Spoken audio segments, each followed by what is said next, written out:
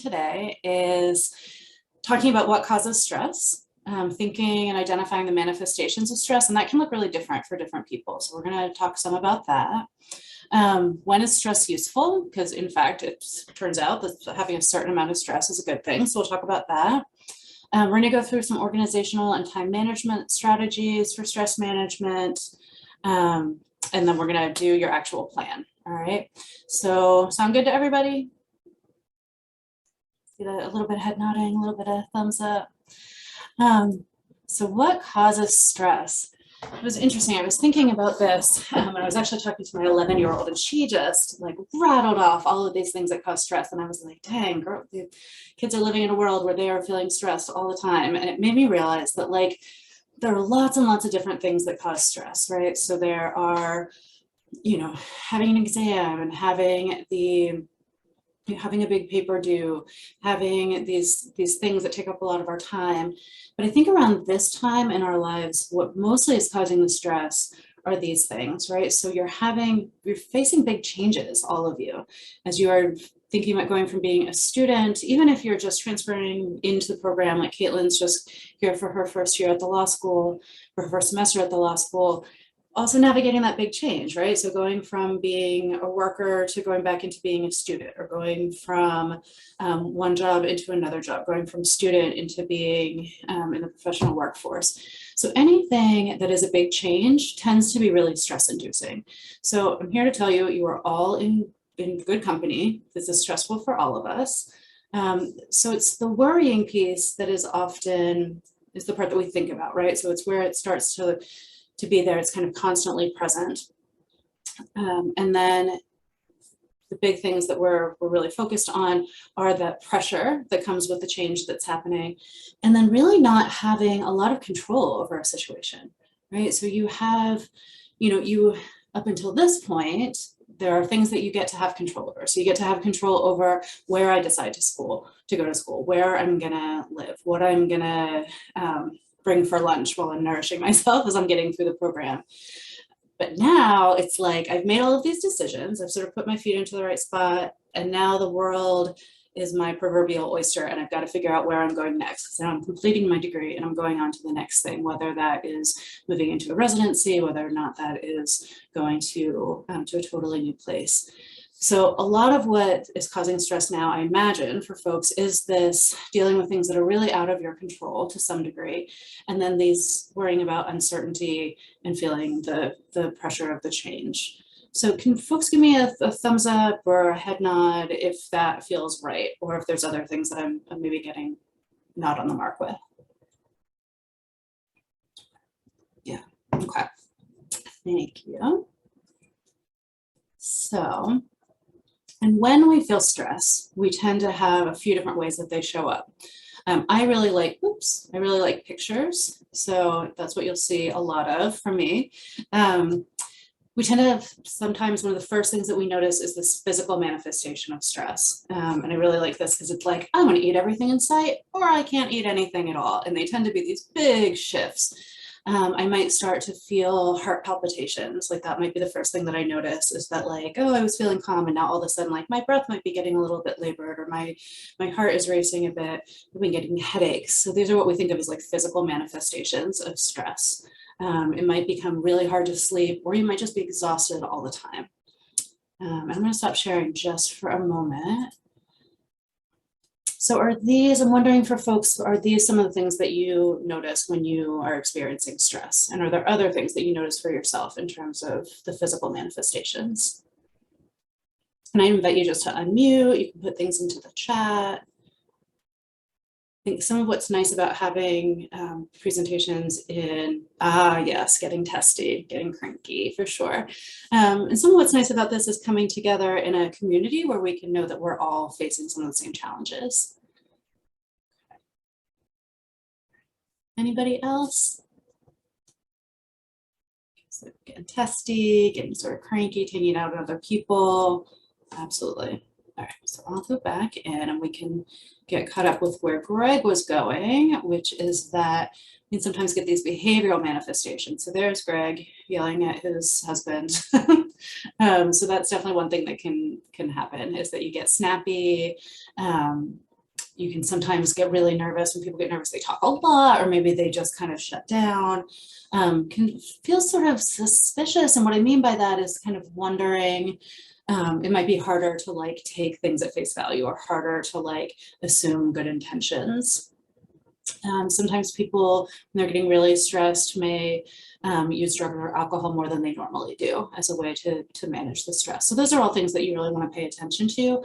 And then I think with this population, where everyone that's here is high functioning, like I can pretty much unequivocally say that, right? Because you've gotten to these advanced degrees, you've done very well, or you wouldn't have been here, you wouldn't have made it this whole way through. And so one of your go-tos, my guess is to like just keep going and going and going, right? So like there's something that's a little bit out of my control and I'm going to keep going, keep kind of pushing through it. So I suspect that that's something that we see as well. And then, so emotional manifestations is another way. So sometimes feeling like really jumpy, or things might get to you that you weren't really expecting, feeling irritable, feeling angry, that anxiety can be there. And this is more like in things that are taking place kind of internally, feeling vulnerable, or just kind of not feeling like yourself. And then cognitive manifestations, I know for me, this is a big way that this comes out, is that it may be hard to really concentrate, right? So I'm like trying to think about something and it's like stuff's just going out of my head. Or I'm ruminating. This is a big one that I really notice for myself, is that it's like kind of thinking about something over and over again. And I think what happens with our bodies is that we anticipate that if we do keep going back to this thing over and over, we will find a good way out of it, that we'll be able to kind of reason our way out of the anxiety. And what we actually know is that that's not really true, right? So there are some other ways of managing these things so that you can get yourself onto the other side. All right. So this is what I was talking about at the very beginning. So is stress always bad? Not at all. Stress actually can be pretty motivating. And if you look here, you can see what we're going for is sort of this like moderate level of stress. So if your stress is right in the middle, your performance is peak, which is good news, right? Because you're like, I think you're probably in this presentation because you sometimes are going over to the high end of stress. But if you're at the low end of stress, that tends to sort of play out like, oh, yeah, I guess I could be looking for a job, but like, I'm not really all that worried about that. I'm just going to go to a movie or like play a video game and, you know, maybe I'll take a nap or something. And if you're not pushing yourself, and if there's not enough stress to kind of get you moving where it is that you need to be, you can sometimes be under stressed and therefore underperforming. The other side is like, I'm so stressed that I have all these different ideas that are running around in my head and I'm not really sure what to do with that. And it kind of sends me spinning in those other manifestations that we've talked about. So the peak, what we're hoping for is really that middle point where it's like, I have some stress, I'm kind of worried about some things, and I'm going to be able to like cognitively think through what it is that I can do to get this into my control. Then what I can step back from and just sort of let it play out. And then I'm going to just keep coming back to this middle spot where my performance is peak, and I'm not letting myself be just driven mad with this. Does that make sense? Poor Caitlin and Holly, you're the only ones I see, so I'm like looking for you for the, the reassurance that stuff's making sense. All right, so we'll go into some strategies at this point. I love this little guy. He's thinking that the sky is the limit, which is true. So one of the things that I think is a real misnomer is that looking for work is a full-time job. It is not. You will drive yourself batty if you are looking for a job 40 hours a week.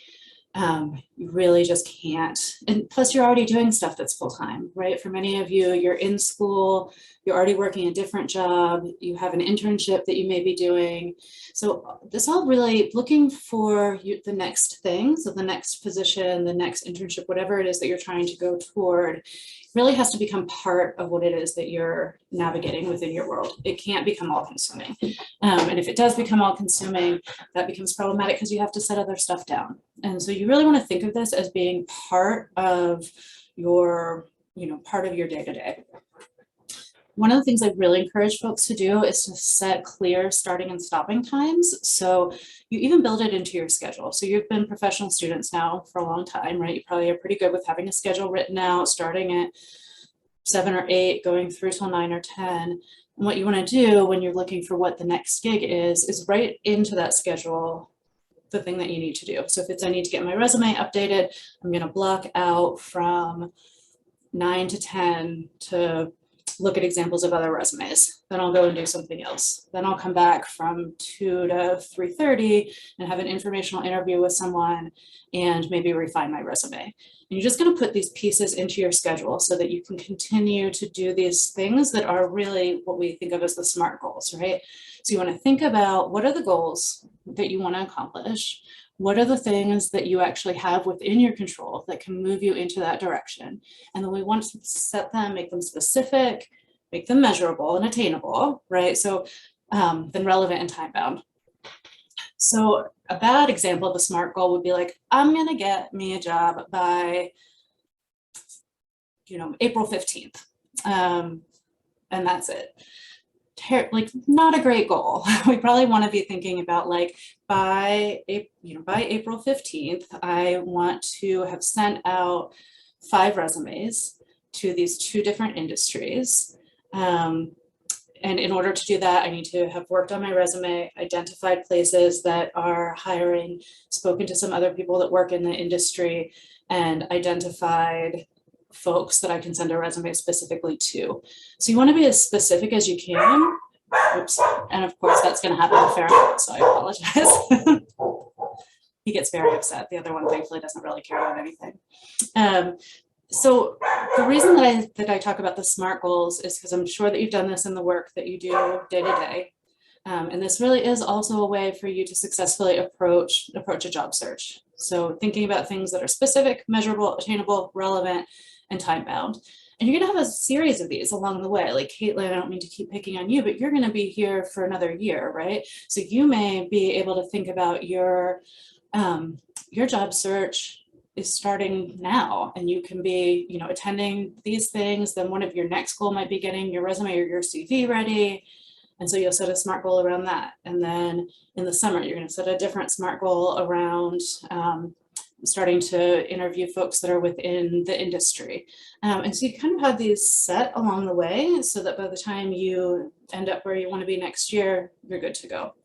Does that make sense? Hi, Ari. Thanks for having your camera on. All right. So again, can't stress this enough, but looking for a job really is part of your regular schedule. So you're thinking about the time limitedness of things. You want to also think about this like studying. When I used to teach nursing students how to go about studying, because we all know for nurses, it tends to be like real specific and the information that you have to be able to retain. And so you really do want to think about like, what is your best time of day? So if I'm real grumpy around 3 p.m. every day, that is not the time I want to sit down and start thinking about my job, because I'm already not going to be feeling my best. If I know that like at 9 a.m. every day, that tends to be when I'm the most like optimistic, that's when I want to think about this stuff. So really thinking about like, what's the best time for a day for you? When do you have the most energy? Again, back to those bite-sized pieces. So what can I tackle within this time-defined space? How do I think Greg just did a session on cover letters, right? So how do I get, maybe next week, I want to set aside 5 hours, an hour a day to think about my cover letter and really getting that into the right shape for myself. So identifying the goals, setting out these time specific, pieces of time, rewarding yourself when you complete a task. So I don't know if folks do this. I always do do a little reward for myself, whether it's like scratching the dog behind his ears, which gives me like, the serotonin. Or if I give, maybe I'll go down and have a Hershey's Kiss or something once I finish a particular part of my, like the chapter that I'm working on my dissertation. And so making sure that you're doing that, taking some time to step away. You can take 5 minutes to look at videos of cute pandas, whatever it is, just to like step back, give yourself kudos for having done it before you come back to it. Also really caution, I didn't realize that I had put this picture on here with the down the rabbit hole, like, the rabbit from Alice in Wonderland has the big watch that he's running around with. Don't chase the rabbit. So if you are going on LinkedIn to start to do some research, thinking about your next position, and all of a sudden you're like looking at your friend from high school to see like what that ex is up to or whatever. Try not to do that. You want to make sure that if you're going to go into different areas of social, you want to be doing it with a mind for what it is that you're looking at right now. So being able to pull yourself back and make sure that you're not going into places that are just going to become kind of a time suck for you. This is the one that everybody struggles with. So while you are engaged in things that are difficult, like looking for the next big thing that's going to happen in your life, you have to take care of yourself.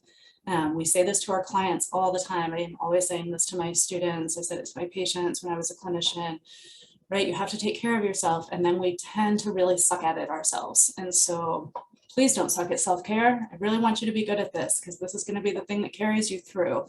Looking for a job, looking for the next step in your career really is a marathon. And it's, if you set yourself up like it's just a sprint, it's going to be exhausting. So you're going to need to be able to do things that are meaningful to you, that can really fill you back up. I know for me, and it sounds sort of like cliche, but I always do breathing, like when I can tell. So for myself, I know I can start to get short of breath or my heart starts to race. And that's for me a time that I remember like that I need to take a breath, sort of breathe in. I do a little bit of like a mindfulness with myself and get myself centered. And that can be right in those moments when you're feeling really stressed. It can be a really immediate thing to do. So self-care doesn't always have to be a big, going on a fabulous vacation or going to get nails done or whatever. It can be things that you can do just in that moment. All right. So taking a mental inventory, what's really going on? So if I'm all of a sudden like, whoa, what is happening that I'm just not feeling myself? Or suddenly I'm like going down the rabbit hole of like, if I don't get this job, then the world is over and I never should have bothered going to law school in the first place, because, so you can really get into that negative self-talk. I really want to take a moment and think like, what is really going on? What is happening? And how is it that I can kind of bring myself back into the moment and get myself regrounded? So I'd like you to try to practice that, okay? Exercise is a really big one. It's also the first to go for a lot of us. I will absolutely admit that. And if you can get your heart rate up, even for like 10 minutes, get out for a walk when the weather's nice, walk your dog, pull some weeds, whatever it is, that can really ground you into your body again and can help you to move on to things with a little bit less stress. So recognize your limits and setting your priorities. So you should not be doing this stuff until like 2 in the morning. For me, I don't really set myself to do anything past 9. And some of that is where I am in my career and my age. And I know, when I was in grad school, I could stay up and do things later, but I just know that I can't now. And so I need to be able to be realistic about what my priorities are and what I'm actually able to do. With that, you need to sleep. And this is something for you now as students. I want you to remember this, that it's really important. If you are sleeping, unless you're like a Clinton or whoever the folks are, that Obama probably only needs to sleep 4 hours a night, but most of us need to sleep like 7 or 8 hours a night. And so really being able to focus on that, because the better you sleep, the more you're going to be able to function really well and do the things that you need to do during your waking hours. Talking it out. We hopefully, most of us have different groups of friends that we talk to about various things that might be going on in our lives. And so really using those people, being able to say, to this person, that's always the person that really grounds you and talks you through, knowing when you can go to them and saying like, and you really need to kind of think this through, or now I have these two job offers and I would really like to talk with you about what are the different, like the benefits and the drawbacks of each. And sometimes though, you're going to need the person that's your cheerleader, that's like, you know what, you didn't get that job, that's fine, totally your loss, you're amazing, and like you're going to kill it on the next thing. So knowing like who those people are, who your cheerleaders are, who are the people that are like your grounded folks, who are the tough love folks, and going to them when you need the different, those different styles to engage with. It's really important that we give ourselves grace. Greg, did you just put your hand up? No, sorry. I'm like so intently looking at all of you. I think that we, at least in School of Social Work, we talk a lot about like giving grace to ourselves and giving grace to others. And it's much easier to give it to others sometimes than it is to give it to ourselves. And there are going to be moments that this is hard and it's overwhelming, and that dealing with change is really going to stink. or there might be times that you don't perform as well during an interview or during a presentation that you would like, and that's okay. So just reminding yourself that like we're not always performing at our peak. We can't. That's just not the nature of things. And being able to take a breath, give yourself the grace and the space, and then kind of move on to the next thing. Positive self-talk. I assume that everybody knows what this is. But really thinking about the way that you talk to yourself. So if I'm saying to myself, like, oh, you know, God, Donna, that was so stupid. Like, why would you be like, oh, thinking about it that way? Versus like, you know, most of you are probably not old enough to remember Stuart Smalley from Saturday Night Live. And he would like look at the mirror at himself and be like, you're good enough and you're smart enough. And gosh darn it, people like you. It's like a little cheesy, right? But that's the way that we really want to aspire, even if it's in a goofy way. So being able to like pump ourselves up. Don't overreact to your anxious feelings. It's okay. Our anxieties are there really for a reason. They protect us in some ways. They tell us when things are a little bit out of whack. We also, though, can really overreact to them. And so just kind of thinking of it as it is what it is, right? Sometimes you're going to feel anxious. Sometimes you're tired. And that means that you just need to like attend to something, fill yourself back up. Sometimes you might be angry because something has happened. And when you are, you normally let yourself feel that. And so sometimes you'll be anxious, and it's okay to say, I'm feeling really kind of anxious right now. I wonder what that's about. Sort of breathe through it, acknowledge it, move on to the next thing. And then this was the last one I decided to put in there because I really wanted you all to think about this, because I think that we all, I shouldn't generalize. Many of us tend to be guilty of this, which is comparing ourselves to others. And especially as you are watching your colleagues get offers and you're still waiting on an offer. Seeing this a lot with my students right now is that they're waiting. Some of them have already found out where they're going for internship next year, while other folks are still waiting.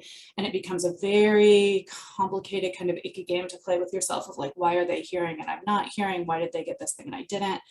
And you know, the reality is that we're all looking for different things. And so your thing is going to come along because you're doing all the things that you need to do to keep your feet in the right places. And somebody may find out before you, and that's okay. All right, so doing your very best not to compare yourself, reminding yourself that this is an individual process.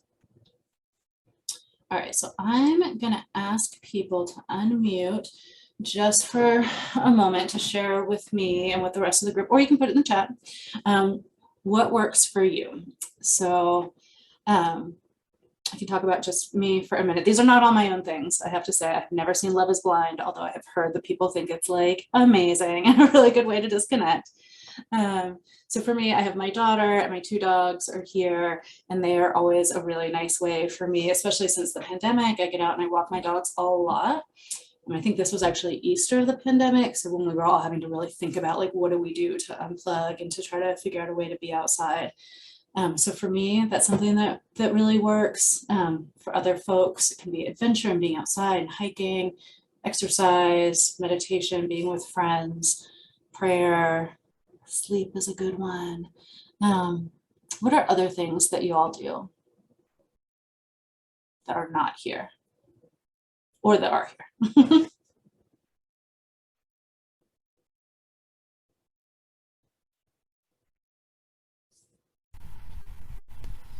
Can I just share something? Absolutely, please.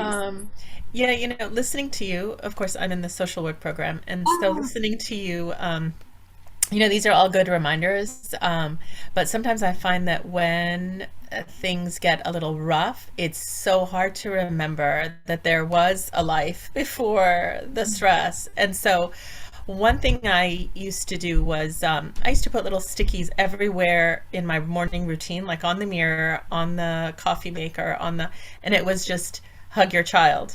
And so every time I'd see the sticker before he went off to school, I'd just turn around and hug my child. And so that was just like, it was a grounding technique just to remind me that, you know, things are in my head, but there's also a reality in the kitchen. yeah, that's really beautiful, Ari. Thank you for sharing that. Yeah, and I think what's really beautiful about that too is that it reminds us that it is not just this moment, right? This moment is stressful. Looking for this next job is stressful. You know, because it all connects to things that you love, right? Like you need to keep a roof over your head. You need to have a job so you can keep a roof over your head so you can take care of your kid. And having the perfect job doesn't have to be, it doesn't have to be that to get you back to being able to hug and take care of your baby, you know? So it's all part of something bigger, and you have these other things that remain important all along the journey, for sure, for sure. Other things that folks do, and I apologize, I cannot see the chat. All right, so these were things that folks were saying in terms of like things that you notice for yourself. All right, so I'm gonna go on.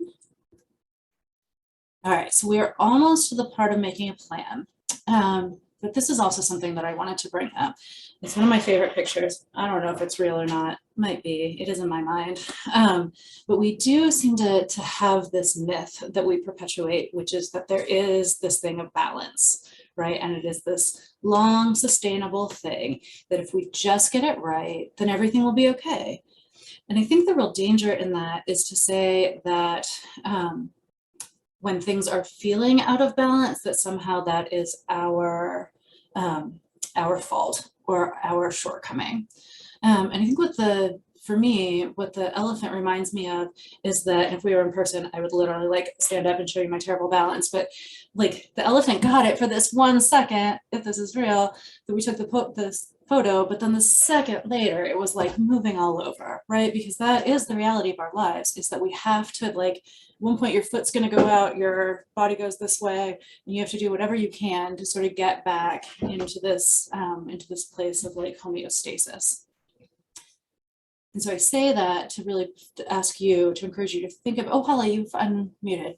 What would you like to say? I just wanted to share something along that, just about this idea of balance, right? Because I think when people think about it, we're typically thinking of like every balance is, like in this moment, but really it's about knowing about what, it's like a longer term thing, right? And so sometimes you're going to be focused more on school or on your job, and sometimes you're going to be focused more on your family. So it is this kind of, it's more, it's a longer term overall thing instead of a snapshot of the moment. And I'm reminded of this.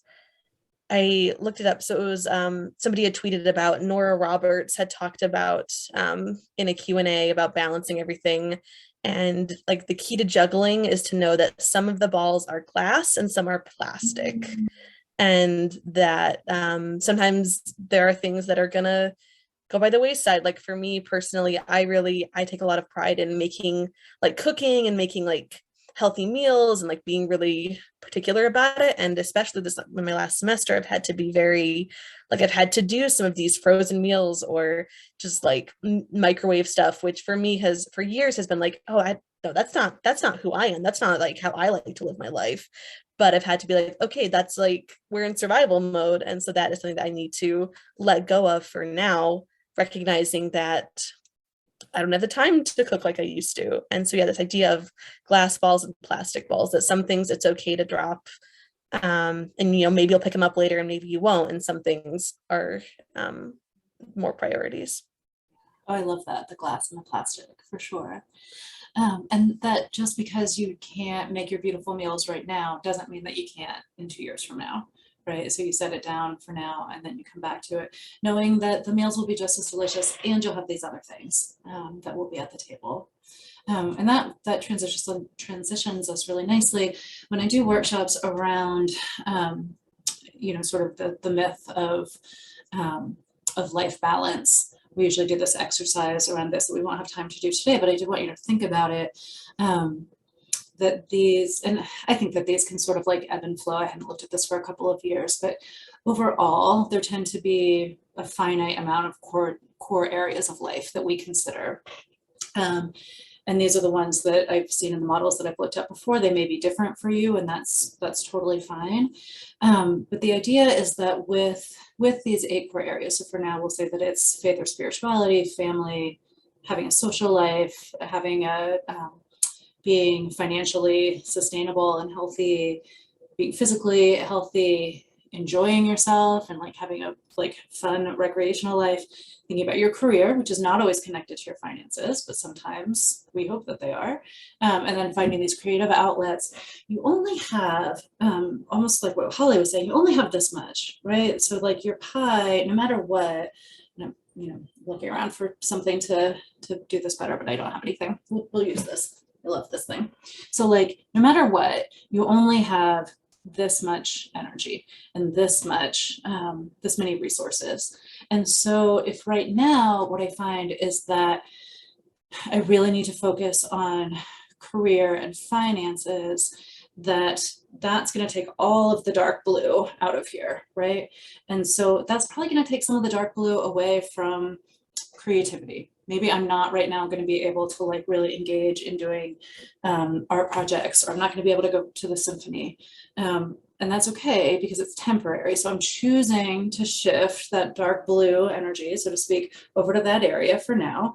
And so now my circle is going to look a little wonky. It might look like sort of a crawler, but it's, it can eventually go back. I mean, almost never have I ever seen somebody that has a full circle all the time. Mine often looks like a figure 8 when I do this exercise. But that's the shift. That's the balance, is figuring out what's working for right now. Letting some of those plastic balls set down. Keep hugging your son is always going to be a glass ball, that's always going to be there. And so that's one of the things that you can't set down, or you're going to choose not to set down. But some of the other things you are, and that's okay. Right. All right, so we are in a moment. I'm going to go through the plan and I'm going to plot people into rooms. Anything else that folks wanted to share? Things that are coming up for you, things that that you'd like to share with other folks in the group. All right, so we have, let's see, I'll know in just a moment how many folks we have. So what I'd like you to do is, and I will put these all into the chat, and I'd like you to go in together and write this out, and just in a notebook, someplace that you can keep it. We'll spend about 10 minutes doing this, but I'd like you to think about these questions, right? So I know that I become stressed when. So this is some of the anticipatory. So I know, like, for me, every time I do my taxes, I can almost like not even talk about taxes, which is bizarre, but I've kind of always been that way. So anytime tax season comes, I'm like, oh, so I know that when it's coming, I know what the symptoms are going to be. I can think about what's within my control and what's without of it. And then I need to start making my plan, right? So for you, if every time you go onto LinkedIn, it stresses you out, then you're going to plan for that. Or if you think every time I start studying for for my LMSW exam, I find that really stressful. That's okay. It is stressful. You're still going to get through it. And so this plan is what's going to help get you there. So thinking what's within your control, what's without of your control, because if it's about wasting time being stressed about it, is not so much, is not a great way to spend time. When I'm stressed is what I usually do. If I usually go to the bed and then I sleep for 28 hours straight, I probably need to get Alexa to wake me up at after 2 hours, make sure that I'm up and doing what I need to do. So just kind of preparing for your default, what you usually go to, and thinking about what you've done successfully in the past. So how have you actually managed stress? Because you've done it your entire life. You have been stressed to the hills many, many times, and you have still managed to get through, and to get through to this level that you're here with all of us getting an advanced degree. So we know that you can do this. We just want to think about how you've done it. What do I tend to say to myself that's a real downer, right? So like, oh, why do you have to be so stupid?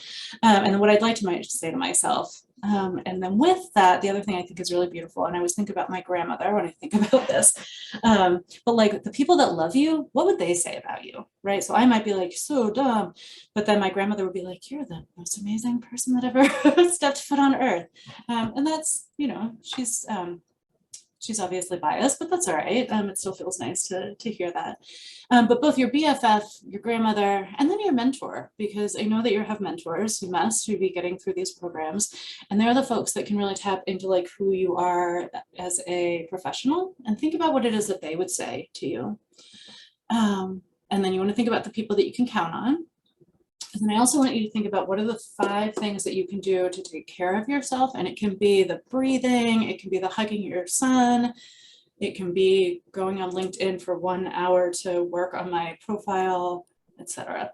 And then I want you to be able to have this when we step away for today, which I think at this point we'll make sure that we finish in 10 minutes. So I'm going to put everybody into, let's see, so we've got, let's see, you would think I would just be able to do this quickly. All right. People are already jumping out, so they don't have to go into the rooms.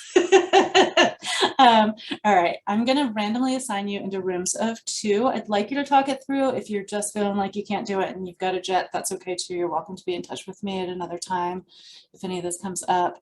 But I am gonna go ahead and plop you into some breakout rooms. And we're gonna do 1, 2, 3, 4, 5, 9. All right, so I'm gonna do 4 rooms. And then send you all in, okay? And we're gonna take about 8 minutes.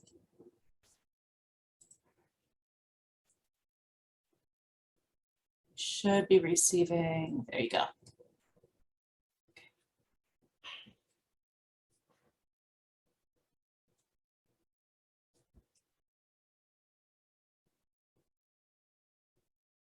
Alexander, are you there?